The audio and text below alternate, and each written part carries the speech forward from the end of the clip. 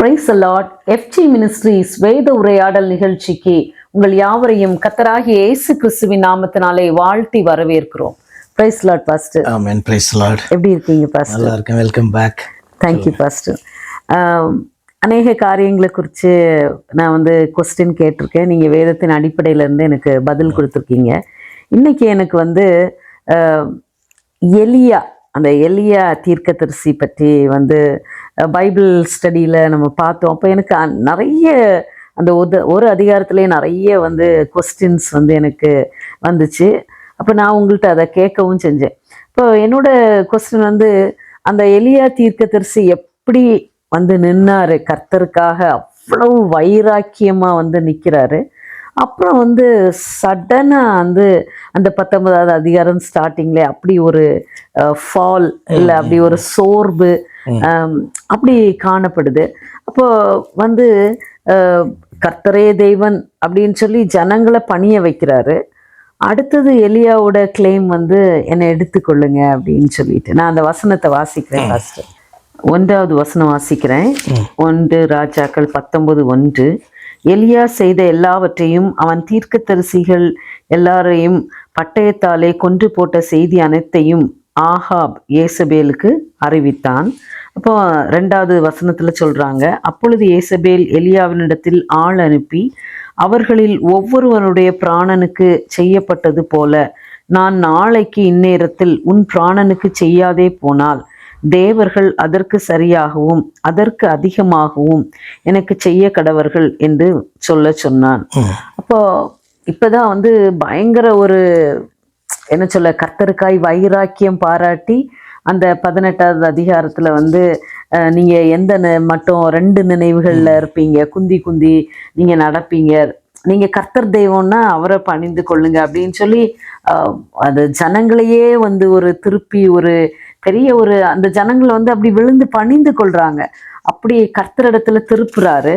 இதை ஏசபேல்கிட்ட சொல்லப்பட்ட உடனே இவங்க நாளைக்கு உனக்கு இந்த தீர்க்கதரிசிகள் எல்லாம் கொல்லப்படும் போது பாகாலுடைய தீர்க்கதரிசிகள்லாம் எலியா கொன்று போடுறாரு. அப்போ நீ செஞ்சது போல நாளைக்கு உன் பிராணனுக்கு செய்யப்படாதே போனா ஏன் தேவர்கள் அதற்கு சரியாகவும் அதற்கு அதிகமாகவும் எனக்கு செய்ய கடவர்கள் அப்படின்னு சொல்லி சொல்றாங்க. அந்த ஏசபேல் சொல்றாங்க. அப்போ இந்த ஏசபேலுடைய கிளைம், எலியாவுடைய கிளைம், எலியா இப்பதான் கர்த்தர் தான் தெய்வம்னு சொல்லி ப்ரூவ் பண்ணி காமிச்சிருக்காங்க. அடுத்து இந்த ஏசபேல் சொன்ன இந்த வார்த்தை நிமித்தம் அவர் சோர்ந்து போனாரா, இல்ல அந்த ஏசபேல் என்ன சொல்ல வர்றாங்க, என்ன மெசேஜ் எலியாவுக்கு அனுப்புறாங்க, நீங்க கேட்பீங்க இதுல இருந்து என்ன மெசேஜ் நீங்க புரிஞ்சுக்கிட்டீங்க அப்படின்னு. அப்ப அந்த ஏசபேலுடைய வார்த்தையில இருந்து என்ன மெசேஜ் ரியலி எலியாவுக்கு போகுது, எலியா ஏன் சோர்ந்து போறாரு? இதான் என்னோட கொஸ்டின் ஃபர்ஸ்ட். ரைட். இப்போ 18ஆம் அதிகாரத்தில் நம்ம பார்க்குறோம் என்னன்னா, எப்படி இஸ்ரவேல் தேசம் ஆகாபின் கீழே கரப்டாகி காணப்படுது அப்படின்றத நம்ம அறிந்திருக்கிறோம். அப்போ ஒரு தேவ மனுஷன் இந்த காரியத்தை செய்து கர்த்தர் தான் தெய்வம் அப்படின்றத ப்ரூவ் பண்ணி காமிக்கிறான். அதுதான் நம்ம 18ஆம் அதிகாரத்தில் ஒரு சில வருஷத்தை மாத்திரம் வாசிக்கலாம். 37 பார்த்தீங்கன்னா, கர்த்தாவே நீர் தேவனாகிய கர்த்தர் என்றும். இப்போ கர்த்தர் என்கிறவர் யார் அப்படின்னா தேவன். நீர் தேவனாகிய கர்த்தர் என்றும் தேவரீர் தங்கள் இருதயத்தை மறுபடியும் திருப்பினீர் என்றும் இந்த ஜனங்கள் அறியும்படிக்கு என்னை கேட்டருளும் என்றான். அப்பொழுது கர்த்தரிடத்திலிருந்து அக்கினி இறங்கி அந்த சர்வாங்க தகன பலிகளையும் விறகுகளையும் கற்களையும் மண்ணையும் பட்சித்து வாய்க்கால் இந்த தண்ணீரையும் நக்கி போட்டது. ஜனங்கள் எல்லாரும் இதை கண்டபோது முகங்குப்புற விழுந்து கர்த்தரே தெய்வம் கர்த்தரே தெய்வம் என்று சென்றார்கள். அப்போ ஏற்றுக்கொண்டு என்ன பண்றாங்க, அறிக்கை பண்றாங்க, கர்த்தரே தேவன் அப்படின்னு சொன்னா இஸ்ரவேலின் தேவன், அல்லது இந்த இடத்துல இப்போ பார்த்தீங்கன்னா எலியாவின் தேவன். எலியா யாரை நம்புறானோ அந்த கர்த்தர் தான் மெய்யான தெய்வம் என்று அவர்கள் அறிக்கை பண்ணி ஏற்றுக்கொண்டதெல்லாம் பார்த்தீங்கன்னா நம்ம பார்க்குறோம். அதுதான் சீன் போன அதிகாரத்தில் காணப்படுகிறதான காட்சி அதுதான். இப்போ நீங்கள் 19ஆம் அதிகாரத்துக்குள்ள வரும்போது எலியா செய்த எல்லாவற்றையும் அவன் தீர்க்கதரிசிகள் எல்லாரையும் பட்டயத்தாலே கொன்று போட்ட செய்தியை அனைத்தையும் ஆகாப் எசபேலுக்கு அறிவித்தான். தீர்க்கதரிசிகள் எல்லாரையும் கொண்டானா? பாகாலின் இந்த வசனத்தை நீங்க பார்க்கும்போது அப்படி சொல்லப்படலை. பாகாலுடைய தீர்க்கதரிசிகள் அல்லது எசபேலுடைய தீர்க்கதரிசிகள் அப்படின்னு சொல்லாம, எலியா செய்த எல்லாவற்றையும், அவன் தீர்க்கதரிசிகள் எல்லாரையும் பட்டயத்தாலே கொன்று போட்ட செய்தி அனைத்தையும் ஆகாப் ஏசபேலுக்கு அறிவித்தான். அப்ப அவர்களை பொறுத்தவரை, ஆகாபு ஏசபேலை பொறுத்தவரை பார்த்தீங்கன்னா அவர்கள் தீர்க்கதரிசிகள், அதாவது அவர்களுடைய தெய்வத்தினுடைய தீர்க்கதரிசி. அப்ப இப்ப போயிட்டு இதெல்லாம் விட்னஸ் பண்ணிட்டு போனதான ஆகாபாது தன்னுடைய மனைவியின் இடத்துல இதை அவன் சொல்லுகிற அந்த ஸ்டேட்மெண்ட்டே பாத்தீங்கன்னா, உன்னுடைய தீர்க்கதரிசிகள்ல அல்லது பாகாலுடைய தீர்க்கதரிசிகளை கொன்று போட்டான் அப்படின்னு சொன்னா அதுல நியாயம் இருக்குது, கரெக்டா இருக்கு, அல்லது அதை சரியா புரிந்து கொண்டான். இப்போ பாத்தீங்கன்னா அந்த ஜனங்களைப் போல கர்த்தரே தெய்வம் என்று ஏற்றுக்கொண்டு விட்டான் என்று சொல்லலாம். ஆனால் இவ்வளவு காரியங்களை கண்டு போனதான அந்த ஆகாப் தன்னுடைய மனைவியில சொல்வது, தீர்க்கதரிசிகளை தான் கொண்டுட்டோம் எலியா அப்படின்னு சொல்லுகிறான். அப்போ அதுல இருந்தே அந்த அறிக்கையிலேருந்தே உங்களுக்கு ஒரு காரியம் தெரியும். என்ன அப்படின்னா, இந்த ஆகாப் இன்னும் மனம் திரும்பவில்லை. அவனுக்கு தீர்க்கதரிசிகள் அப்படின்னு சொன்னா எலியாவோ தேவனுடைய தீர்க்கதரிசிகளோ கிடையாது, அந்த பாகாலுடைய தீர்க்கதரிசிகள் தான் அவன் தன்னுடைய தீர்க்கதரிசிகள் அப்படின்ட்டு என்ன பண்றான், அவன் சொல்லுகிறான் அப்படின்ட்டு. அப்போது ஏசபேல் எலியாவினிடத்தில் ஆள் அனுப்பி, அவர்களில் ஒவ்வொருவனுடைய பிராணனுக்கு செய்யப்பட்டது போல நான் நாளை இந்நேரத்தில் உன் பிராணனுக்கு செய்யாதே போனால் தேவர்கள் அதற்கு சரியாகவும் அதற்கு அதிகமாகவும் எனக்கு செய்ய கடவர்கள் என்று அவனை த்ரெட்டன் பண்றான். இந்த மெசேஜை சொல்றான், போய் அவளுக்கு என்று சொல்ல சொன்னாள் அப்படின்னு சொல்லி 2ஆம் பார்க்குறோம். அப்போ அப்படியானால் சேலஞ்ச் பண்றான் ஆக்சுவலா. இப்போ இவன் பார்த்தீங்கன்னா கர்த்தருடைய நாமத்தை பார்த்தீங்கன்னா அறிந்தவனாக, கர்த்தருடைய நாமத்தை தெரிந்து கொண்டவனாக அவன் பாகால் மற்ற விக்கிரகங்களுக்கு எதிர்த்து நின்று என்ன பண்றான், கர்த்தரே தெய்வம் என்று அவன் ப்ரூவ் பண்றான். அதாவது கர்த்தர் என்கிற நாமமே தேவனுடைய நாமம் அப்படின்ட்டு என்ன பண்றான், ப்ரூவ் பண்ணியிருக்கான். இப்போ இவன் என்ன சேலஞ்ச் பண்றா அப்படின்னு சொன்னா, தேவர்கள் அப்படின்னு சொல்லிட்டு பார்த்தீங்கன்னா அவள் நம்புகிறதான அந்த தெய்வங்கள் அவைகள் தான் உண்மையான தெய்வங்களும் என்றும் அவைகளுடைய நாமத்தினால இப்ப எலியாவை சேலஞ்ச் பண்றான், நான் உன்னை கொண்டுடுவேன் நாளைக்கு அப்படின்ட்டு என்ன பண்றா, சேலஞ்ச் பண்றான். அப்ப எலியாவுக்கு இதை கேட்கும் பொழுது மிக வருத்தமாய் காணப்படும். என்ன அப்படின்னா, கர்த்தர் இவ்வளவு பெரிய அற்புதத்தை இந்த ஜனங்கள் முன்பாக செய்தும் கூட இந்த ஆகாபும் இந்த ஏசபேலும் மனம் திரும்பல அப்படின்றதான ஒரு காரியம். இவ்வளவு பெரிய காரியம் பார்த்தீங்கன்னா அந்த இடத்துல நடந்தும் கூட ஒரு பெரிய எழுப்புதல், இவன் எதிர்பார்த்த அளவுக்கு பார்த்தீங்கன்னா ஒரு பெரியதான எழுப்புதல் அந்த இடத்துல நடவாததை அவன் கண்ட போதும், அடுத்து இந்த பார்த்தீங்கன்னா இந்த விக்கிரகாராதனைக்கு தலைவியாய் காணப்படுகிறதான இந்த ஏசபேல் அவளுடைய அந்த நம்பிக்கையின்படி அந்த தெய்வங்களுடைய நாமத்தை சொல்லி இப்போ நான் ஏசபேலுக்கு விரோதமாக எலியாவுக்கு விரோதமாக இந்த காரியத்தை செய்வேன்னு சொல்லும் போதும் அவனுக்கு அவருடைய மனம் ரொம்ப பாடுபட்டிருக்கும். என்ன அப்படின்னா,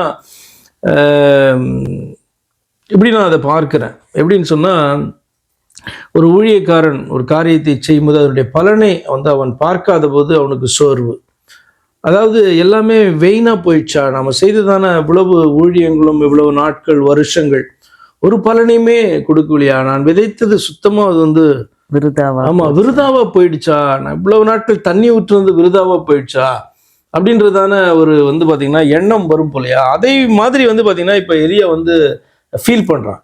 ஆக்சுவலாக இதை நான் ஒருபோதும் நான் நினைக்கவே இல்லை, எசபேலுக்கோ ஆகாபுக்கோ இவன் பயந்தான் அப்படின்ட்டு நான் பார்க்கவே இல்லை. ஆனால் எப்படி பார்க்குறான் அப்படின்னு சொன்னால், தான் இந்த காரியத்தில் ஃபெயில் ஆனதாக அவன் நினைக்கிறான். ஏன்னா அடுத்து அவனுடைய வார்த்தைகளை நீங்கள் பார்க்கும்பொழுது அவன் இந்த ஸ்டேட்மெண்ட்டை சொல்ல வேண்டிய அவசியமே கிடையாது. நான் என் பிதாக்களை பார்க்கிலும் நல்லவன் அல்ல அப்படின்ட்டு சொல்ல வேண்டிய அவசியமே கிடையாது. ஏன் அப்படின்னு சொன்னா, அப்படி அல்ல, நிச்சயமாக அவனுடைய பிதாக்களை பார்க்கலாம் எலியா பார்த்தீங்கன்னா நற்சாட்சி பெற்றதான ஒரு மனுஷனாகவும் நல்லவனாகவும் தான் காணப்படுறான். கர்த்தருடைய பார்வையில உத்தமனாக உண்மை உள்ளவனாய் காணப்படுறான். அப்போ இந்த ஸ்டேட்மெண்ட்டை ஒரு நல்ல ஊழியக்காரன் சொல்லும் பொழுது அதனுடைய அர்த்தம் என்னன்னா, ஐ எம் ஃபெயில்டு அப்படின்ட்டு என்ன பண்றான், அவன் ஃபீல் பண்றான். அதன் அடிப்படையில் தான் பார்த்தீங்கன்னா இந்த மாதிரியான ஒரு நெகட்டிவ் எண்ணமும் தாட்டும் அவனுக்குள்ள பார்த்தீங்கன்னா, நெகட்டிவ் எண்ணம் வந்தாலே என்ன கிரியேட் செய்ய ஆரம்பிச்சிடும் அப்படின்னா, நம்முடைய அந்த ஓல்டு நேச்சர் நார்மலா ஒரு மனுஷனுக்கு காணப்படுற அந்த நேச்சர் கிரியேட் பண்ண ஆரம்பிச்சிடும் அல்லது மேலெழும்ப ஆரம்பிச்சிடும். அப்போ அவனுடைய அந்த ஸ்பிரிச்சுவல் சைடுன்றதே ஒன்றும் இல்லாம கீழே போயிடும். லோ இன் ஸ்பிரிட்னு சொல்லுவாங்கள்ல, அதை மாதிரி பார்த்தீங்கன்னா ஆவிக்குரியபடி ரொம்ப சோர்ந்தவனாக அவன் காணப்பட்டானே ஒழிய ஏசபேலுக்கு பயந்தெல்லாம் அவன் என்ன பண்ணல, ஓடலை. கர்த்தருக்கு முன்பாக வந்து நிற்கிறதுக்கே இப்போ வெக்கமா இருக்கு. அதுக்கு முன்னாடி எப்படி வந்து பார்த்தீங்கன்னா எப்படி அவன் ஸ்டார்ட் பண்ணுறான் தெரியுமா? 18ஆம் வசனத்தை நீங்கள் 18ஆம் அதிகாரத்தை பார்த்தீங்கன்னா ரொம்ப இன்ட்ரெஸ்டிங்கான இன்ட்ரோடக்ஷனாக இருக்கும் அது. 17ஆம் அதிகாரம் முதல் வசனம். அப்போதான் அதில் தான் அவர் இன்ட்ரடியூஸ் ஆகிறார்.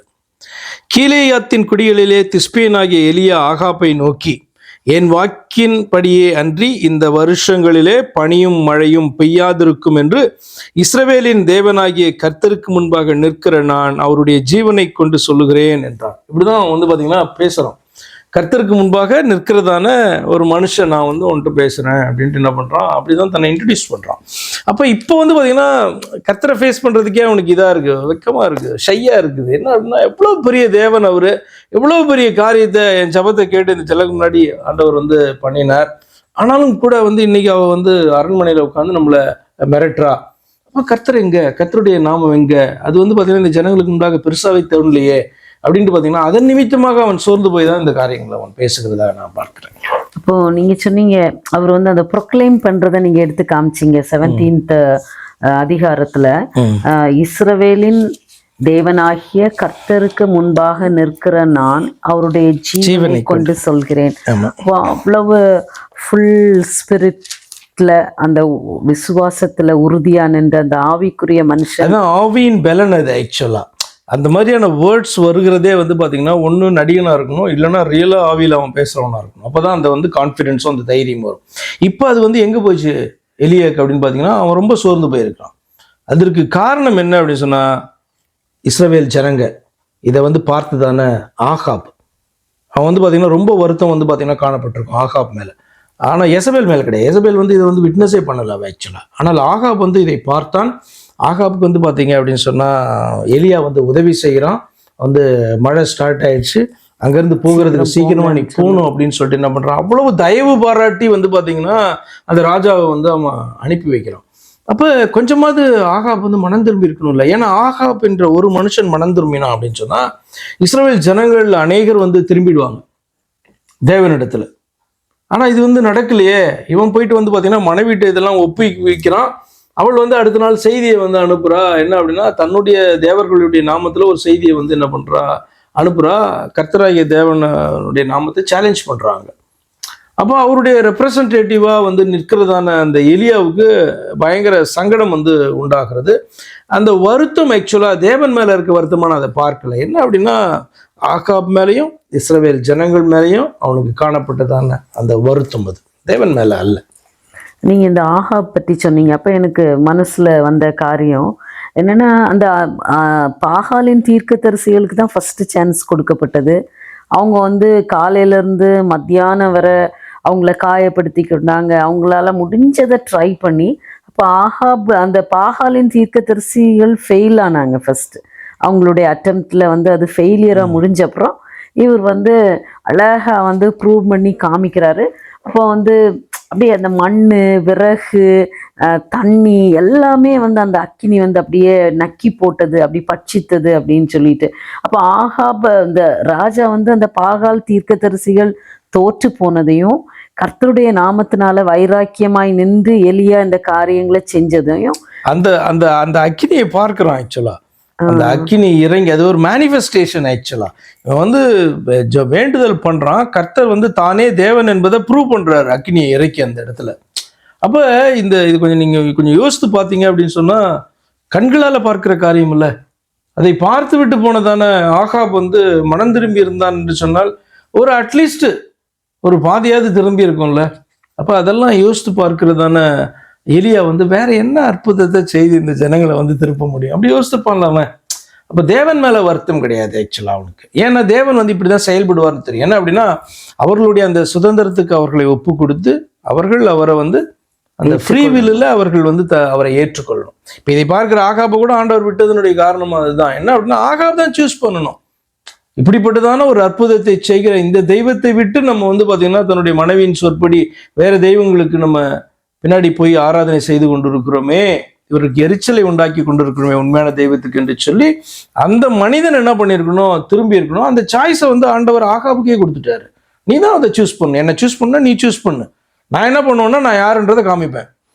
இப்படி காண்பித்தும் நீ என்றதில் திரும்பலை அப்படின்னு சொன்னா உன்னுடைய காரியம், உன்னுடைய பாடு, உன்னுடைய முடிவு அப்படின்ட்டு ஆண்டவர் வந்து விடுறாரு இல்லையா. இந்த காரியம், அதாவது ஆண்டவருடைய இந்த தன்மை, அவர் செயல்படுகிற இந்த விதம் வந்து எலியாவுக்கு நல்லாவே தெரியும். அதனால வருத்தம், கோபம் ஆண்டவரிடத்துல கிடையாது. அது என்ன அப்படின்னா பச்சாதாபம்னு சொல்லுவோம்ல, தம்மையிலேயே பச்சாதாபம் உண்டாகிறது. அது வந்து பார்த்தீங்கன்னா வெளியில சொல்லவே முடியாது, அவ்வளோ வருத்தமா இருக்கும். அப்படி வந்து பார்த்தீங்க அப்படின்னு சொன்னா அவன் மேலேயே அவ்வளோ வருத்தம் ஆயிடுச்சு. ஜனங்கள் மேல காணப்பட்ட அந்த வருத்தம் இப்போ தாம் மேல ஐ எம் அன்வர்த்தி, எக்ஸாக்டா சொல்லணும்னா நான் வந்து அன்வர்த்தி அப்படின்ட்டு என்ன பண்றான் எலியா வந்து நினைக்க ஆரம்பிச்சுதான் அவன் வந்து இந்த வசனத்துல அதுக்கு அடுத்த வசனங்கள்ல அப்படி பேசுறான். அப்போ நீங்க இந்த ஆகாவை பற்றி சொன்னீங்க, எவ்வளவு சான்ஸ் கொடுக்கப்பட்ட. ஆனால் பைபிளில் வந்து அவரை வந்து ரொம்ப ஒரு பொல்லாத ராஜாவாக வந்து பெஞ்ச் மார்க் பண்ணி அப்படி காமிச்சிருக்காங்க. ஆனால் அவருக்கு எவ்வளவு சான்ஸ் கொடுக்கப்பட்டது. கண்ணு முன்னால் அவன் நம்பின இல்லை அவன் பணிந்து கொண்ட அந்த தீர்க்கதரிசிகள் தோற்று போனது, கர்த்தர் மெய்யான தெய்வம் என்பதை விளங்க பண்ணினது. இந்த தீர்க்கதரிசி அப்படி கர்த்தருடைய ஆவியினால் நிரம்பி அந்த தீர்க்கதரிசிகள் எல்லாம் சங்கரிச்சது. ஆனாலும் நீங்க சொன்னீங்க, அழகா சொன்னீங்க, காட் வந்து அவனுக்கு கொடுத்த வாய்ப்பு இதெல்லாம் பார்த்து அறிந்து உணர்ந்து விசுவாசத்தை வந்து மெய்யான தேவன் மேல வைக்கணும், ஆகாப் திரும்பணும்னு சொல்லி தான் ஒரு சான்ஸ் கொடுக்கப்பட்டது. அதை வந்து ஆகாப் வந்து செய்யல.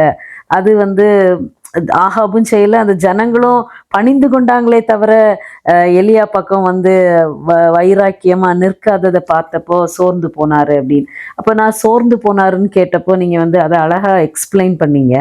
இப்போ சோர்ந்து போன தேவனுடைய மனுஷன், சோர்வு வந்து இன்னும் ஒரு வார்த்தை சொன்னீங்க, அதாவது வந்து அந்த ஆவிக்குரிய மனுஷன் அந்த ஸ்பிரிட்ல அப்படி ஃபில் ஆகி நிற்கும் போது கர்த்தருடைய சித்தத்தை பரிபூர்ணமா நிறைவேற்றுகிற வந்து அந்த தைரியம், கான்ஃபிடென்ஸ் நீங்க பார்க்கலாம். அதே நேரத்துல தேவ மனுஷன் தான், ஆனா அவன் வந்து சோர்ந்து இருக்கும்போது, அவன் ஆவியிலே சோர்ந்து இருக்கும்போது அவன் பேசுகிற அந்த பேச்சை நீங்க பார்க்க முடியும். அது ரொம்ப பாசிட்டிவா இருக்காது. அது வந்து பார்த்தீங்கன்னா இவன் தேவ மனுஷனா, இதுக்கு முன்னாடி இப்படி பேசினவனா அப்படின்ற மாதிரி நமக்கு தோணும். அதே எலியா தான், ஆனா இப்போ அவன் பேசுற பேச்சு வித்தியாசமா இருக்கு. அதை நீங்கள் பார்க்கும்போது இப்படி இன்டர்பிரட் பண்ண முடியுமா? ஏசபேலுக்கு பயந்துட்டான், ஆகாப்புக்கு பயந்துட்டான், அடுத்த செகண்டே அப்படின்ற மாதிரிலாம் நம்ம இன்டர்பிரட் பண்ணுவோம். அப்படி அல்ல. ஒரு மனுஷன் எப்படி வந்து பார்த்திங்கன்னா சோர்ந்து போக முடியும் அப்படின்றத அந்த இடத்துல நம்ம பார்க்குறோம். ஸ்பிரிச்சுவலி அவன் ஸ்ட்ராங்காக இல்லை அப்படின்னா கேள்விப்படுகிற காரியங்கள், அதுக்கப்புறம் அவனுடைய எண்ணங்கள், அது உண்டாகிறதான அந்த சிந்தனைகள் எப்படி அவனை சோர்வுக்குள்ளாக மாற்றுகிறது அப்படின்றதுக்கெல்லாம் ஒரு உதாரணம். இப்போது அந்த ஸ்பிரிட் ஃபில்டு மேனாக நிற்கும் போது எவ்வளோ வைராக்கியம் பாராட்டினாரு. அப்போ அந்த லோ, அது வந்து லோ ஆகும்போது அந்த ஸ்பிரிட் ஃபில்டு அப்படி கூட நான் பார்க்க மாட்டேன். ஏன்னா அப்படின்னா ஸ்பிரிட் ஃபில்டு தான். இப்போ கர்த்தர் வந்து பார்த்தீங்கன்னா அவனை விட்டுருல, இவன் வந்து கர்த்தரை பிடிச்சிக்கிட்டது வந்து பார்த்தீங்கன்னா போன இன்சிடென்ட்ல வேற, இப்போ வேற. இப்போ என்னன்னா கர்த்தர் நமக்குள்ள இருக்கிறார், அதுல ஒரு சந்தேகமே கிடையாது. ஆனால் அந்த கர்த்தரை எந்த அளவுக்கு நம்ம பற்றி கொள்ளுகிறோம், சார்ந்து கொள்ளுகிறோம், நம்புகிறோம் என்பதுல வித்தியாசம் நேற்றைக்கு இன்னைக்கும் காணப்படலாம். அப்படிதான் வந்து பாத்தீங்கன்னா இவன் வந்து பாகாலுடைய தீர்க்கதரிசிகளை கொண்டு போட்ட நேரத்தில் அவன் பேசின அந்த பேச்சும் அந்த தைரியமும், ஆகாப் முன்பாக நிற்கும் போது பேசின அந்த பேச்சும் அந்த தைரியமும் வந்து பாத்தீங்கன்னா இப்போ இல்லாததற்கு காரணம் என்னன்னா, அன்றைக்கு வந்து பாத்தீங்கன்னா கர்த்தர் அப்படி அவனை பிடித்து கொண்டான். இப்போ வந்து ஏசபேலுடைய அந்த பேச்சை கேட்டோன்னே ஆகாபும் மற்ற இஸ்ரவேல் ஜனங்களும் வந்து பாத்தீங்கன்னா அதுக்கப்புறம் வந்து பெரிய ஒரு மாற்றம் அவர்களுக்குள்ளே இல்லாத போது எல்லாரும் தேவனுடைய பக்கத்துல நின்றுக்கணும். இன்ஃபேக்ட் எல்லாரும் என்ன பண்ணியிருக்கணும், எசபேலுடைய அந்த வார்த்தைகள் வந்து இவனுக்கு அறிவிக்கப்படுதுன்னா இவனை தெரிஞ்சுதானே கொண்டு வந்து அறிவிக்கிறான் அப்படின்னா தேசம் முழுசுக்கு அது போயிருக்குமே. அப்படியானால் எல்லாரும் என்ன பண்ணிருக்கணும், எலியாவின் பக்கம் வந்திருக்கணும் இல்லையா, அதாவது தேவனுடைய பக்கம் திரும்பி இருக்கணும் இல்லையா. ஆனா யாரும் ரெடி கிடையாது, அவங்க வேலையை பார்த்துட்டு போயிட்டே இருக்காங்க.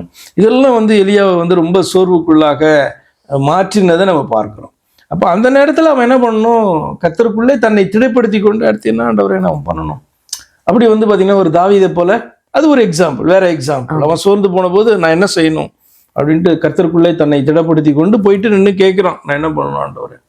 அப்போ நான் ஒரு வார்த்தை சொன்னேன், ஸ்பிரிட் ஃபில்டு, அதை நீங்கள் கரெக்ட் பண்ணீங்க. கர்த்தர் வந்து எப்பவும் நம்மளை நிரப்பி இருக்கிறார், கர்த்தர் எப்பவும் வந்து மாறாதவராய் நம்மளை பயன்படுத்துறாரு. நம்ம எதை பெரிதுபடுத்துகிறோம், கர்த்தருடைய வார்த்தைகளை, கர்த்தரை சார்ந்து கொள்ளுகிறத நம்ம வந்து சூஸ் பண்ணும்போது நம்ம வந்து கர்த்தர் விரும்புகிற மாதிரி நிற்கிறோம். உலகத்தை பார்த்து, சூழ்நிலையை பார்த்து அதுக்கு முக்கியத்துவம் கொடுக்கும்போது நம்ம சோர்ந்து போகிறோம் அப்படின்னு சொல்லி. நிச்சயமா. ஏன் அப்படின்னு சொன்னா, நீங்க கர்த்தருடைய வார்த்தையும் அவரை நம்பி நீங்க பிடித்து கொள்ளும் போதும் அதிகமாக வந்து பாத்தீங்கன்னா ஸ்பிரிட் ஃபீல்டா நீங்க ஃபீல் பண்ணுவீங்க. அப்போ நீங்கள் சோர்ந்து போகும்போது வந்து பார்த்தீங்கன்னா நீங்கள் ஸ்பிரிட் ஃபில்டாகவே நீங்கள் ஃபீல் பண்ண மாட்டீங்க. அதுக்கு என்ன ரீசன் அப்படின்னு சொன்னால், கர்த்தர் நம்மோடு இருக்கிறார், நமக்குள் இருக்கிறார் அப்படின்னாலும் கூட அவருடைய வார்த்தைகளை பார்க்கலும், அவரை பார்க்கலும் இந்த உலகமும் நம்முடைய ஸ்பாவமும் மேற்கொள்ளும் பொழுது அவர் அந்த இடத்துல சின்னவர் மாதிரி நமக்கு தெரியுது. இதுதான் ஆக்சுவலாக அது வந்து பார்த்தீங்கன்னா அந்த மாதிரி நம்ம எண்றது கிடையாது, அப்படி திங்க் பண்ணுறது கிடையாது. ஆனாலும் அதுதான் அங்கே மீனிங். ஏன்னா இந்த உலகம் நமக்கு பெருசாக தெரியுது, என்னுடைய சித்தம் எனக்கு பெருசாக தெரியுது, தேவனுடைய சித்தம் எனக்கு சின்னதாக தெரிஞ்சதுன்னா என்ன மீனிங் அது? ஸோ அப்படிதான் இந்த இடத்துல வந்து பார்த்தீங்கன்னா தேவன் சின்னவராக அவன் நினைக்கல, அப்படி எண்ணலை, அவர் பெரியவர்னு நல்லா தெரியும். ஆனால் வந்து பார்த்தீங்கன்னா எல்லா ஜனங்களும் முதல் கொண்டு எல்லாரும் ஏசபேலினுடைய தேவன் பக்கம் நிற்கிறார்களே. இப்போ இந்த அந்நிய தேவர்களுடைய ரெப்ரசன்டேட்டிவ் தான் ஏசபேல். அப்போ அவளுக்கு கீழே தான் இந்த தீர்க்கதரிசிகள்லாம் காணப்படுறாங்க, இந்த கொல்லப்பட்டதான தீர்க்கதரிசிகள்லாம். அப்போ அத்தனை பேரும் இன்றைக்கு வந்து பார்த்தீங்கன்னா ஒரு பக்கம் நிற்கிறாங்க. கர்த்தரே தெய்வம் என்று சொன்னவர்கள் அந்த பக்கம் நிற்கும் போது எலியாவுக்கு எப்படி இருக்கும்? அது அந்த வருத்தம் தான் வந்து பார்த்தீங்கன்னா தான் வந்து ஃபெயில்டு அப்படின்ட்டு அவன் ஃபீல் பண்ணி எங்கள் பிதாக்களை பார்க்கலும் நான் வந்து நல்லவன் கிடையாது, ஐ எம் நாட் ஒர்த், அப்படிப்பட்டதான ஒரு சந்ததியில் வருகிறதற்கு கூட நான் தகுதியானவனா இல்லை, எப்படிலாம் யோசிப்போம் அப்படின்னா, கர்த்தரனை தெரிந்து கொண்டது கூட வந்து பார்த்தீங்கன்னா நான் தகுதியானவன் அல்ல, இவ்வளவு நாட்கள் நான் செய்த ஊழியம்லாம் ஒருத்தர் ரொம்ப சிம்பிளாக ஒன் வேர்டில் சொல்லணும்னா ஐ ஆம் அன்வர்த்தி அப்படின்னு நினைக்கிறான். அப்படி ஆக்சுவலாக கிடையாது, அவன் அன்வர்த்தி கிடையாது. ஆனால் அப்படி என்ன பண்ணுறான், அந்த சோர்ந்து போன வேலையில் அவன் நினைக்கிறான். அப்போ நீங்கள் இப்போ அழகா சொன்னீங்க, அதாவது வந்து அவன் வந்து அன்வர்தி கிடையாது, அவன் வேர்தி தான். ஆனால் அந்த சூழ்நிலைகளை அவன் பார்க்கும்போது அவன் வந்து நான் தகுதியற்றவன், என்னால் இயலாது அப்படின்னு சொல்லி சோர்ந்து போகிறத பார்த்தோம். அது நீங்கள் வந்து அழகாக எக்ஸ்பிளைன் பண்ணீங்க பாஸ்டர். அப்போ எனக்கு வந்து அடுத்த பார்ட், அப்போ இவர் சோர்ந்து போயாச்சு, இவர் வந்து என்னை எடுத்துக்கொள்ளும்னு சொல்லியாச்சு, போய் வந்து ஒரு சூறை செடியின் கீழே படுத்து நித்திரை பண்ணுறாரு அந்த 1 ராஜாக்கள் 19:5. அப்புறம் காடோட அந்த ரோல் வந்து ஸ்டார்ட் ஆகுது. இப்போ காட் வந்து சோர்ந்து போன ஊழியக்காரனை எப்படி அது வந்து இவர் வந்து சொல்றாரு, நான் வந்து இந்த செஞ்ச காரியங்கள் கர்த்தரே தேவன்னு ப்ரூவ் பண்ண பிறகும் ஒரு மாற்றமும் இல்லை அப்படின்னு சொல்லி இந்த ஏசபேலுடைய இந்த அறிக்கையினால சோர்ந்து போறாரு. இப்போ ஏசபேல் சொல்றா, நாளைக்கு இந்நேரம் உன் பிராணனை நான் எடுத்து போடுவேன். ஆனா இவருடைய ஜீவன் கர்த்தருக்கு கையில இருக்குன்னு சொல்லி எலியாவுக்கு நல்லா தெரியும். அந்த சோர்பின் நிமித்தமா வந்து என்னை எடுத்துக்கொள்ளும்னு சொல்லிட்டு அந்த சூறை செடி கடியில போய் படுத்திருக்கிறாரு. அப்போ காட் வந்து அதுக்கு கொடுக்குற அவரை எப்படி பலப்படுத்துறாரு, அது எப்படி அவருக்கு ஆன்சர் பண்றாரு பாஸ்டர், அதை கொஞ்சம் நீங்க எக்ஸ்பிளைன் பண்ணுங்க. ஆமா, என்ன அப்படின்னா இவ்வளவு சோர்வாய் காணப்பட்டு இப்படி பேசுகிறதான மனுஷன் அவன் ஏன் இப்படி பேசுறான், ஏன் அவன் இவ்வளவு சோர்ந்துட்டான் அப்படின்றதையும் வந்து பார்த்தீங்கன்னா தேவன் அறிவார். மற்ற இஸ்ரவேலர்களுடைய பார்வையிலோ அல்லது இன்றைக்கு இதை வாசிக்கிற நம்முடைய பார்வையிலோ எப்படி தோணலாம், ஏசபேலுக்கு பயந்து ஓடிட்டான் பாரு, இவன் ஆண்டவரை பிடிச்சிக்கல பாரு, இப்படிலாம் நம்மளால பேச முடியும். ஆனால் தேவனுக்கு தெரியும் இவனுக்கு ஏன் இவ்வளவு பெரிய சோர்வு உண்டானது, அதற்கு காரணம் என்னன்னு அவருக்கு தெரியும். அப்ப தன்னுடைய மனுஷனை, அதாவது தன்னுடைய பிள்ளையை அவர் வந்து கைவிடுகிறவர் அல்ல. அவர் என்ன பண்றாரு, இதெல்லாம் குறித்து வந்து பார்த்தீங்கன்னா பேசாம அவனை தேற்றுகிறதற்கு முதலாவது அவன் சரீர பிரகாரமாக சோர்ந்திருப்பான். இப்போ மனதளவில் வந்து சோர்ந்து போயிருக்கிற காரியத்தை வார்த்தைகள் தேற்றும், சரீர பிரகாரமாக சோர்ந்து இருக்கும் பொழுது அது என்ன வேணுமோ அதை கொடுக்கணும் இல்லையா? அப்படி வந்து அவனை தேற்றி ஆண்டவர் பலப்படுத்தி அதுக்கப்புறம் வந்து பார்த்தீங்கன்னா என்ன பண்ணிட்டு இருக்க நீ, ஏன் இங்கே, உனக்கு என்ன இங்கே வேலை அப்படின்ட்டு என்ன பண்ணுறாரு, ஆண்டவர் பேசி அவனுடைய அந்த சென்சஸ்க்கு கொண்டு வர்றாரு. அவனை, நீ வந்து ஒர்த்தியான மனுஷன், என்னால் தெரிந்து கொள்ளப்பட்டதான மனுஷன், நீ வந்து நான் செய்த வேலையெல்லாம் நீ செய்திருக்கிற, ஆனால் இப்போ வந்து நீ எங்கே போயிட்டு இருக்க, நான் வந்து சொல்லி நீ போன இடம் கிடையாது, பெயர் ஷோபாவோ அதுக்கப்புறம் காணப்படுகிறதான அந்த மலையில காணப்படுற கெபிக்கெல்லாம் நான் அந்த பக்கமே ஒன்று அனுப்பலையே, இது என்னுடைய வேயே கிடையாது, அதனால இப்போ கொஞ்சம் ஸ்ட்ரென்த்து வந்துருச்சா உனக்கு, வந்து பார்த்தோன்னா புத்தி வந்துருச்சா, இப்போ நீ திரும்பிப்போ அப்படின்ட்டு அதுக்கப்புறம் பேசுறாரு ஆண்டவர். அப்போ அங்கேயே அவனை ஸ்டாப் பண்ணி நீ அந்த பக்கம் போவேனா, என்ன பண்ணாவன், தன்னுடைய வேலைக்காரனை அங்கே விட்டு இவன் வந்து யூதா தேசத்துக்கு பின்னாடி வரான், அதாவது சவுத் சைடு வந்து பார்த்தீங்கன்னா வரான். எல்லாம் போக ஆண்டவர் விட்டுட்டு அவனுடைய சரீரத்தை பலப்படுத்தி அவன்கிட்ட பேசி கொஞ்சம் கொஞ்சமாக வந்து பார்த்தீங்கன்னா இதுக்குள்ளே அவன் ரெடி ஆகிருப்பான். சில நாட்கள் ஆயிருக்கும் இல்லையா இது. இப்போ வந்து பார்த்தீங்கன்னா அவன் யோசிக்க ஆரம்பிச்சிருப்பான், என்ன சொல்லிட்டு நான் ஓடி வந்திருக்கேன். அவன் யோசித்தாலே அவனுக்கே தெரியும் ஏன் வந்து இப்படிப்பட்ட நெகட்டிவான வார்த்தைகளை நான் பேசிட்டு வந்திருக்கேன் அப்படின்ட்டு அவன் யோசிக்க ஆரம்பிச்சிருப்பான். அப்போ கர்த்தர் அதை வந்து சுட்டி காண்பித்து உணர்த்துறாரு, உனக்கு என்ன வேலை, நீ திரும்ப நான் சொல்கிற இடத்துக்கு நீ போய் இந்த மாதிரி சிரியாவின் ராஜாவாகி இவனை வந்து நீ அபிஷேகம் பண்ணு, நீ வந்து பார்த்தோன்னா தீர்க்கதரிசி ஸ்தானத்தில் நீ வந்து இவனை அபிஷேகம் பண்ணு, இஸ்ரவேலின் ராஜாவாக்க நீ வந்து பார்த்தீங்கன்னா யெகூவை அபிஷேகம் பண்ணு, அவங்ககிட்ட இருந்து தப்புறவன் இவன் கையில் விழுவான், இவன்கிட்ட இருந்து தப்புறவன் இவன் கையில் விழுவான்.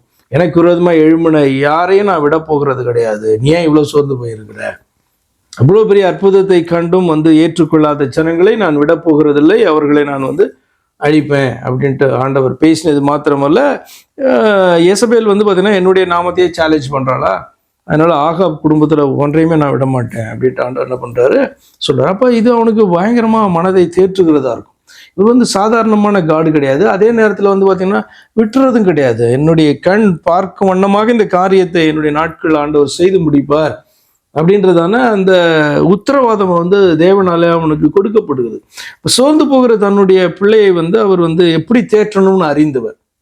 இந்த உலகத்து தகப்பன், உலகத்தில் நம்முடைய ஃப்ரெண்டு தேற்றுகிறவரை வித்தியாசமாக இருக்கும். அந்த வேர்ட்ஸ் பார்த்தீங்கன்னா பிரயோஜனம் இல்லாதான யோபுவை தேற்றினதை போல சில நேரங்களில் இருக்கலாம். ஆனால் தேவன் ஒரு வார்த்தை பேசினாலும் ஹி மீன் இட். அது கரெக்டாக நச்சுன்னு அடிக்கணும் நம்முடைய மனசில். அது உள்ளத்தை அவ்வளோ தேற்றி பலப்படுத்தி நம்மளை தூக்கி நிறுத்துகிறதாய் காணப்படும். அப்படி என்ன பேசணுமோ அவன்ட்டு அதை மாத்திரம் என்ன பண்ணாரு ஆண்டவர் பேசி, உன்னுடைய எதிர்பார்ப்பு பார்த்தீங்கன்னா ஒன்றுமே பொய்த்து விட போகிறது கிடையாது. அவங்கவுங்களும் ஜனங்க என்ன சூஸ் பண்ணிட்டாங்களோ அதன்படி அவர்கள் அழிவை சந்திக்க போகிறார்கள். ஏற்றுக்கொண்டவர்கள் அவர்கள் வாழ போகிறார்கள். நான் பார்த்தீங்கன்னா என் ஜனத்தை ஆளுகிறதான அவர்களையே நான் மாற்ற போகிறேன் அப்படின்னு சொல்லிட்டு பக்கத்து தேசத்துல இருக்கிறதான ராஜாவை குறித்து பேசுறாரு. இவனுடைய ஸ்தானத்துல பார்த்தீங்கன்னா ரொம்ப சோர்ந்து போயிருக்கிறபடினால இவனுடைய ஸ்தானத்துல இவனுக்கு ஒரு கூட இருக்கிறதான ஒரு அசிஸ்டண்ட்டை ஆண்டவர் ஏற்படுத்தி, அப்போ கொஞ்ச நாட்கள் எலிசா இவனுக்கு ஊழியம் பண்ணான் அப்படின்னு இருக்குல்ல, வேலைக்காரனாய் காணப்பட்டான். எந்த அளவுக்கு எலிசா இவனை தேற்றி இருப்பான் சோர்ந்து போயிருக்கும் போது. முன்னாடி இவனே தான் எல்லா வேலையும் பண்ணணும். முன்னாடி காணப்பட்டதான வேலைக்காரனை குறித்து அவ்வளோ பெரிய ஒரு இவனாக நம்ம பார்க்கவில்லை, ஒரு எடுபடி மாதிரி இருந்திருப்பான். இப்போ எலிசா அப்படி கிடையாது. இவனுடைய அபிஷேகம் பார்த்தீங்கன்னா அவனுக்கு கொடுக்கப்படுகிறது. அப்படின்னா பார்த்தீங்கன்னா ஒரு எலியாவை போலவே பார்த்தீங்கன்னா கூட இருக்கிற உடன் ஊழியனாக அவன் காணப்பட்டிருப்பான். அதுக்கப்புறம் எலியாவுக்கு அப்புறம் அந்த இடத்துக்குள்ள காணப்பட்டதான ஒரு ஊழியக்காரனாக.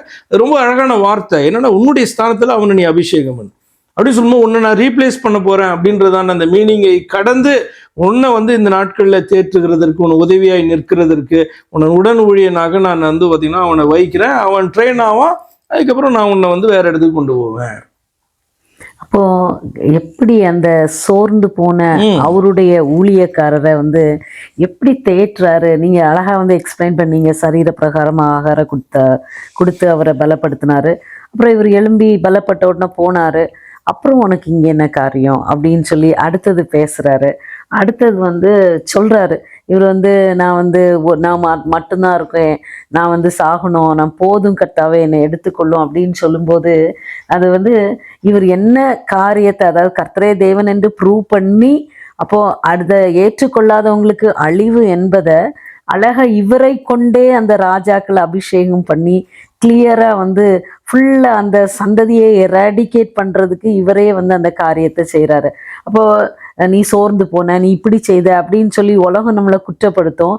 ஆனா காட் அந்த பார்ட்டே அப்படி செய்யாம அவரை பலப்படுத்தி அந்த கொஸ்டினுக்குள்ள ஆன்சரை பரிபூர்ணமா கொடுத்ததை இதுல பார்க்கும்போது ரொம்ப அவன் தோற்று போனவனாகவே இல்லை, ரொம்ப ஒரு சக்சஸ்ஃபுல்லான ஊழியக்காரன் அப்படின்றத அவனே உணர ஆண்டவர் என்ன பண்ணாரு வைத்ததை நம்ம பார்க்குறோம். அதுதான் காட். அவனுடைய எலியாவுனுடைய அந்த சாய்ஸை கூட பார்த்தீங்கன்னா கனப்படுத்தி, அவனுடைய சாய்ஸ் தானே, அங்கேயே தன்னுடைய வேலைக்காரனை விட்டு தெற்க நோக்கி ஓடுகிறதான காரியம் பார்த்தீங்கன்னா அவனுடைய சாய்ஸ். சரி, ஓகே, இப்போ இவன்கிட்ட பேசினா என்ன பண்ணுவான், ரொம்ப புலம்ப ஆரம்பிச்சிருவான். ஆனபடினாலே ரொம்ப அவன்கிட்ட ஒன்றுமே ஆண்டவர் பேசவே இல்லை. அவன் வருகிறான், பெயர்ஷேபாக்கு வருகிறான். அதற்கு பின்பாக அவன் பார்த்தீங்கன்னா திரும்ப தொடர்ந்து அவன் பிரயாணப்படுறான் இல்லையா. அப்போ அதுக்கப்புறம் டைமை விட்டு ஆண்டவர் என்ன பண்ணுறாரு, அவங்ககிட்ட பேசுகிறார். அப்போ எப்போ பேசுனா இவன் கேட்பான் அப்படின்றதும் தன்னுடைய பிள்ளைகளுடைய வாழ்க்கையில் பார்த்தீங்கன்னா ஆண்டவர் அறிந்தவராய் காணப்படுறாரு அந்த இடத்துல. ஏன்னா இது பார்த்தீங்கன்னா ஒரு நெகட்டிவாக பேசுகிறதே தவறு. முதலாவது நெகட்டிவ் கன்ஃபெஷன்ஸே முதலாவது தவறு.